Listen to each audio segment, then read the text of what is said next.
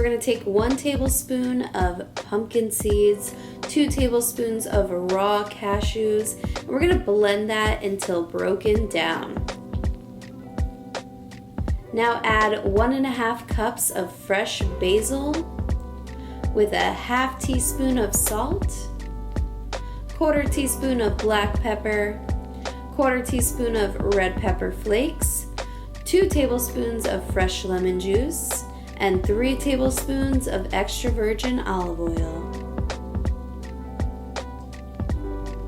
Blend that until everything is fully combined.